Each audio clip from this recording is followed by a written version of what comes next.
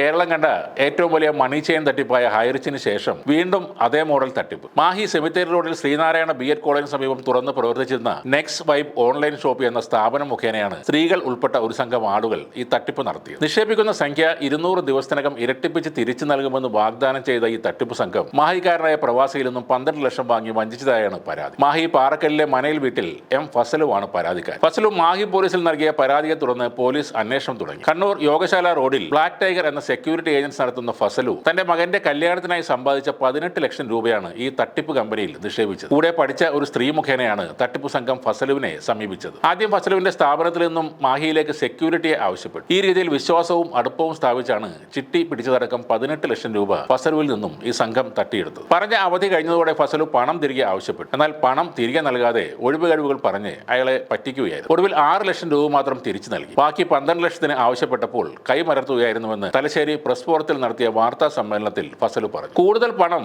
സമാന രീതിയിലുള്ള മറ്റൊരു സ്ഥാപനത്തിൽ നിക്ഷേപിച്ചാൽ നേരത്തെയുള്ള 12 ലക്ഷം ഉൾപ്പെടെ തിരിച്ചു കിട്ടും എന്നൊരു പുതിയ വാഗ്ദാനം കൂടി ഈ സംഘം നൽകിയതായും ഫസലു ആരോപിക്കുന്നു. മാഹിയിലെ നെക്സ്റ്റ് വൈബ് കേന്ദ്രം ഇപ്പോൾ അടച്ചുപൂട്ടിയ നിലയിലാണുള്ളത്. നാദാപുരം, ഇരിട്ടി, പേരാവൂർ, തൃശൂർ സ്ഥലങ്ങളിലെ 13 പേരാണ് തട്ടിപ്പ് സംഘത്തിലെ അംഗങ്ങളെന്ന് ഫസലുവിന്റെ പരാതിയിൽ പറയുന്നു. ഇവരിൽ പലരും നേരത്തെ ഹൈറിച്ച് നിക്ഷേപ തട്ടിപ്പിലെ കുറ്റാരോപിതരും നിലവിൽ അന്വേഷണം നേരിടുന്ന ആളുകളുമാണ്. പലരിൽ നിന്നുമായി ഏതാണ്ട് 68 കോടിയോളം രൂപ സംഘം തട്ടിയെടുത്തതായി ഫസലു പറയുന്നു. വിഷയത്തിൽ ED അന്വേഷണം വേണമെന്നും അദ്ദേഹം ആവശ്യപ്പെടുന്നു. ഈ തട്ടിപ്പ് കമ്പനിയുടെ ലീഡർമാർ വേറെ ആരുമല്ല, നമ്മുടെ സ്വന്തം ഹൈറിച്ചിലെ പെരുങ്കള്ളനായ ജിനിൽ ജോസഫും അവരുടെ ടീമുമാണ്. അമ്പിളി അബ്രഹാം ഉണ്ട്, നമ്മുടെ കോടീശ്വരൻ ഫിജീഷ് സാറുണ്ട്, യാഹ്യ സാറുണ്ട്, അങ്ങനെ ഹൈറിച്ചിലെ മിക്ക പ്രധാന കള്ളന്മാരുമുണ്ട്. ഇവന്റെയൊക്കെ കഥകൾ സകല ചാനലുകാരും ഓൺലൈൻ മാധ്യമങ്ങളും വിളിച്ചു പറഞ്ഞിട്ടും വീണ്ടും കൊണ്ടുപോയി നിക്ഷേപം നടത്തിയവനെ എന്താണ് പറയേണ്ടത്? ഇപ്പോൾ ഈ കള്ളന്മാർ പറയുന്നത് ഇനിയും കൂടുതൽ പണം മറ്റൊരു ബിസിനസ്സിൽ ഇട്ടാൽ എല്ലാം ഇരട്ടിയാക്കി തിരിച്ചു തരാമെന്ന്. അതാണ് ഇപ്പോൾ പുതിയ ഹൈറിച്ച് സൊസൈറ്റി തുടങ്ങിയവരും ലക്ഷ്യം വെക്കുന്നത്. ആരും കേസ് കൊടുക്കാൻ പാടില്ല. പുതിയ മണിച്ചെയിൻ നടത്തി ഇനിയും ആളുകളെ പറ്റിച്ച് കാശുണ്ടാക്കണം. ഈ ജിനിൽ ജോസഫ്, ഫിജീഷ് എന്ന് പറയുന്നവർക്ക് അല്പം പോലും ഉളുപ്പില്ലാത്ത ആളുകളാണ്. അവരെ കുറ്റം പറഞ്ഞിട്ടും കാര്യമില്ല.